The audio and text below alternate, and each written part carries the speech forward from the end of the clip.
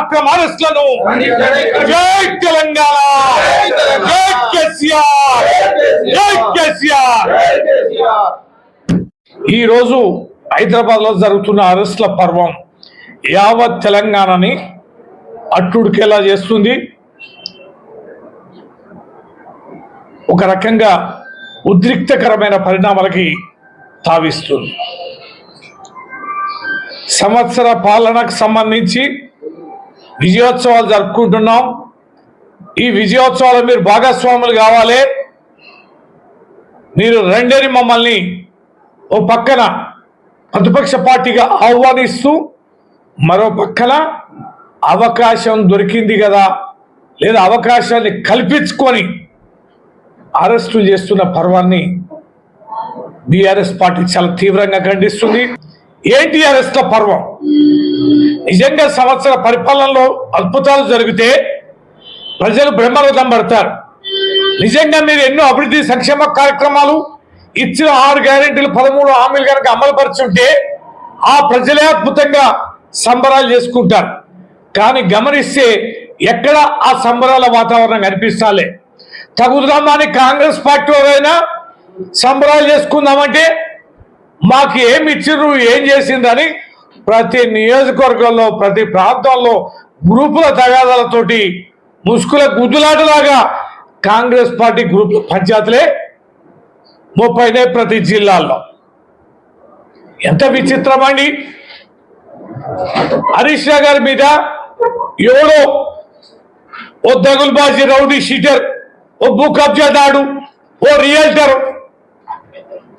నా ఫోన్ ట్యాంపింగ్ చేసిందని ఒక వ్యక్తి కంప్లైంట్ చేస్తే హరీష్ రావు గారు లాంటి వారి మీద ఎప్పుడో జరిగిందని ఒక అనామకమైన దరఖాస్తు ఇస్తే మీరు కేసు రిజిస్టర్ చేస్తారు.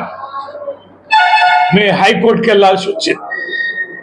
నిన్న ఫోన్ ట్యాపింగ్ ఇంత తీవ్రంగా పరిగణిస్తున్నారు కదా, మరి మీ ప్రభుత్వంలో నా ఫోన్ కూడా ట్యాపింగ్ చేస్తున్నారు. కొన్ని విషయాలు నాకు ఆధారాలు ఉన్నాయని ఆధారాలు సహా ఏసీపీ గారికి కన్సర్న్ సిఐ గారికి ఫోన్ చేసి నేను వస్తున్నా, దరఖాస్తు ఇస్తున్నా, స్వయంగా మీ దగ్గరకు వస్తున్నా, దరఖాస్తు తీసుకోవడానికి అవకాశం ఇవ్వండి అంటే ముందస్తుగా చెప్పి పోలీస్ స్టేషన్కి వెళ్తే ఆయన ముందే వెళ్ళిపోయే విధానాన్ని ఆయన ప్రశ్నించాడు.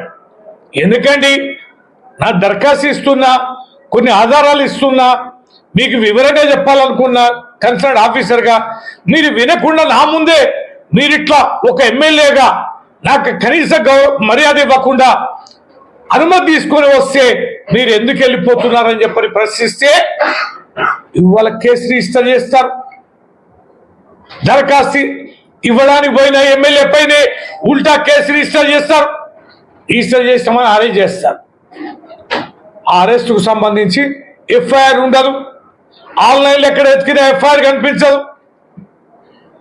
భార్యకు చెప్పరు, కుటుంబ సభ్యులకు చెప్పరు, మా పార్టీ నేతలకు చెప్పరు, అరెస్ట్ చేస్తారు.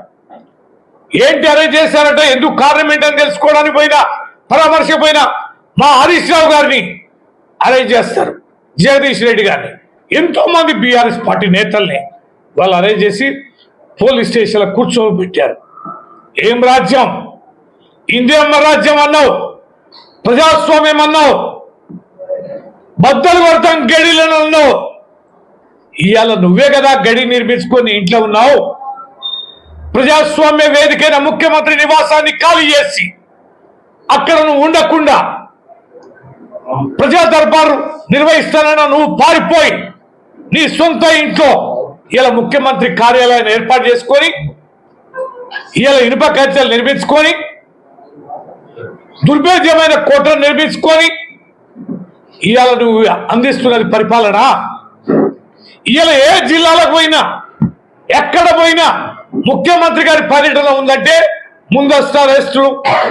హైదరాబాద్ లో ఎవరైనా ధర్నా కార్యక్రమం ఇచ్చిందంటే బీఆర్ఎస్ పార్టీ ముందస్తు అరెస్టులు, లేదా ప్రకటన చేస్తే ప్రతి ఒక్కరిని ముందస్తు అరెస్టులు. ఎక్కడ ప్రజాపాలన? ఎక్కడ ప్రజాస్వామ్య పాలన? 6 గ్యారెంటీలు 13 హామీలు 100 రోజుల్లో అమలు పరచమన్నారు కదా, అమలు పరచండి అని ప్రతిపక్ష పార్టీగా మేము ప్రశ్నిస్తే, నిలదీస్తే మా మీద దాడులా, మాకు జైల్లా. ఎస్, లగచర్ల ఘటన ఏం జరిగింది? లగచర్ల ఘటనలా మీ ప్రైవేట్ కంపెనీలకి, మీ కుటుంబ సభ్యులకి, మీ అన్నదమ్ములకి, మీ అల్లుళ్ళ కోసం ఫార్మా కంపెనీలు పెట్టుకోవడం కోసం పేద గిరిజనులైన ప్రజల భూములని, రైతుల భూములను గుంజుకోవడానికి ప్రయత్నం చేస్తే నెల కాదు, 2 నెలలు కాదు, 8 మాసాలుగా అడిగారు, బ్రతిమిలాడారు. విలువైన మా భూములు ఇప్పుడే నీళ్ళు వచ్చాయి, పంటలు పండించుకుంటున్నాం, మా యావదాస్తిదే, అన్యాయంగా గుంజుకోకండి అని వేడుకుంటే ముఖ్యమంత్రి అన్న తిరుపతి రెడ్డి ఏం మాట్లాడాడు? ఆడియో రికార్డ్స్ అని కూడా మేము మీడియా చూశారు, విన్నారు, వైరల్ అయింది. అర్బన్ డెవలప్మెంట్ అథారిటీ వెంకటరెడ్డి విచ్చలవిడిగా రైతుల పైన దాడి చేశారు. కాంగ్రెస్ నేతలు బెదిరించడానికి పోతే ప్రజలు తిరగబడి నిర్బంధించారు, పోలీసు వాళ్ళు లాఠీ చార్జ్ చేశారు. ఇంతటి తీవ్రమైనటువంటి ప్రొవకేషన్ చేసిన కాంగ్రెస్ పార్టీ నేతలు, ముఖ్యమంత్రి కుటుంబ సభ్యులు మమ్మల్ని ప్రొవకేటర్స్ అంటారు. లగచర్ల గడ్డి మేము ప్రొవకేట్ చేస్తామంటారు. మా పట్నం నరేంద్ర రెడ్డి గారిని జైల్లో పెడతారు, మా బీఆర్ఎస్ పార్టీ నేతలు జైల్లో పెడతారు. పేదలైన గిరిజనులని పిచ్చి దౌర్జన్యంగా దెబ్బలు కొట్టి, విపరీతంగా కొట్టి, నడవలేని పరిస్థితుల్లో వాళ్ళని జైల్లో నిర్బంధిస్తారు. ప్రొవకేషన్స్ మీరు చేస్తున్నారా, మేము చేస్తున్నామా? ప్రశ్నిస్తే జైల్లో కేసులు పెట్టి జైల్లో పెట్టి రేవంత్ రెడ్డి పోరాటాల గడ్డైన తెలంగాణలో పోరాటాల బిడ్డలైన బీఆర్ఎస్ పార్టీ నాయకుల, కార్యకర్తలని అడ్డుకునే శక్తి నీకు లేదు. ఈ అరెస్ట్లని అప్రజాస్వామికమని ఖండిస్తున్నాం. బేషరతుగా వెంటనే విడుదల చేయాలని మేము విజ్ఞప్తి చేస్తున్నాం. లేని పక్షంలో యావత్ తెలంగాణ అగ్నిగుండమైంది.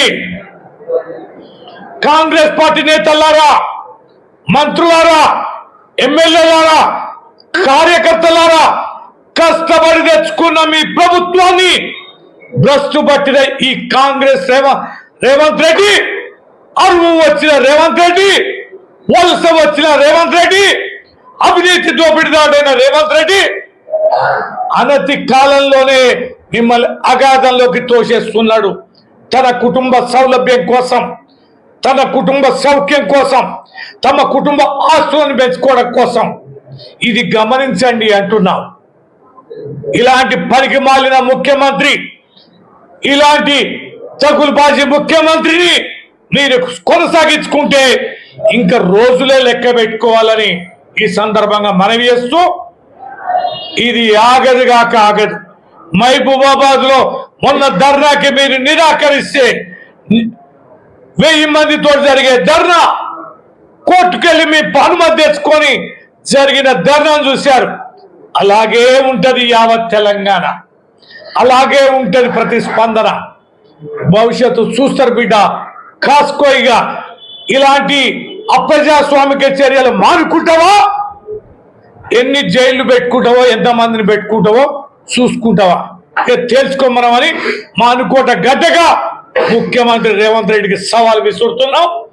బేషరతుగా క్షమాపణలు చెప్పి తక్షణమే విడుదల చేయాలి అరెస్ట్ చేసిన నేతల్ని, లగచర్ల బాధితులు కూడా అని చెప్పని ఈ సందర్భంగా తెలియజేస్తూ సెలవు తీసుకుంటాం. జై తెలంగాణ, జై తెలంగాణ, జై కేసీఆర్.